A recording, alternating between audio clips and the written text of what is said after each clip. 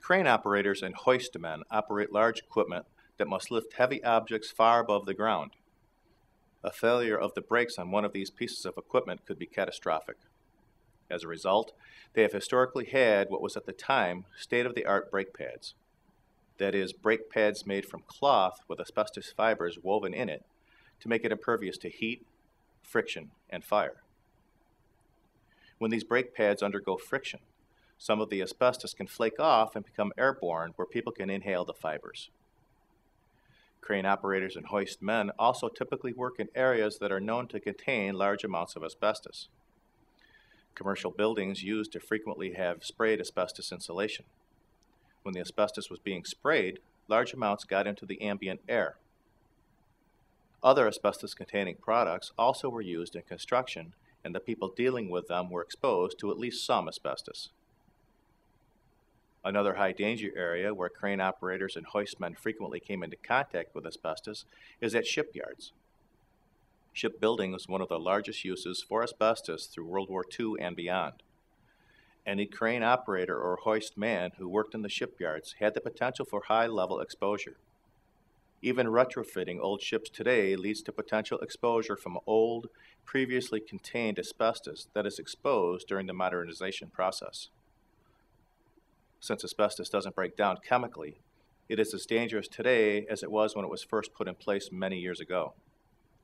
Asbestos dust is so fine, it isn't readily visible to the naked eye. A person in a contaminated environment can bring home asbestos dust on his hair, clothing, or shoes without even being aware of its presence.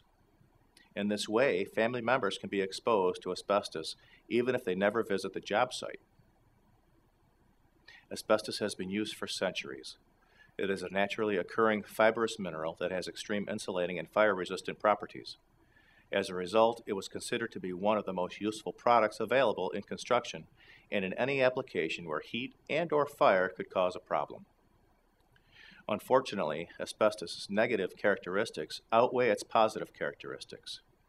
When asbestos is disturbed, it breaks off into small fibers and dust-like particles that are so small and light they can float on the air. When the fibers are inhaled, they get embedded in the tissue that lines the chest and protects the lungs. Initially, the asbestos causes irritation that with time turns into scar tissue. Asbestos is also a carcinogen that causes a form of cancer called mesothelioma. Mesothelioma takes many years to develop after the person is first exposed to asbestos. Frequently, even mild symptoms don't show up for 30 years or more. When the symptoms start, they are very mild and are typically ignored or written off as being caused by something else. For most people, the first symptom is a slight shortness of breath when the person is exercising. Over time, the shortness of breath gets worse, and ultimately breathing becomes both difficult and painful. If caught in the early stages, doctors can surgically remove mesothelioma tumors and the surrounding tissue to prevent it from spreading through the body. For a case where the disease is already metastasized by the time it is detected, surgery may slow its spread, but will not remove the cancer entirely.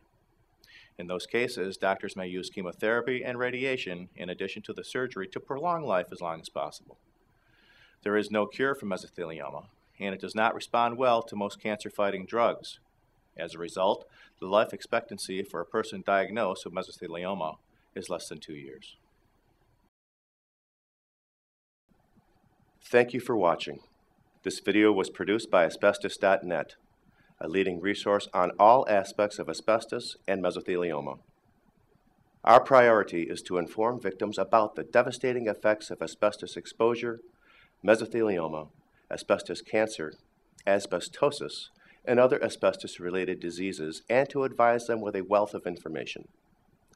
Individuals whose lives have been touched by mesothelioma have numerous questions and concerns. Their caregivers and family members also need accurate, reliable information. If you or a loved one have been diagnosed with mesothelioma or asbestos cancer and need more information, we invite you to visit and explore the thousands of pages of oncologist-reviewed material on Asbestos.net, to call our convenient toll-free number shown below and speak with a mesothelioma specialist, or to use the simple contact form found at Asbestos.net to request a free copy of our informative books, custom inserts, and DVD. Asbestos.Net, information and help for patients and families.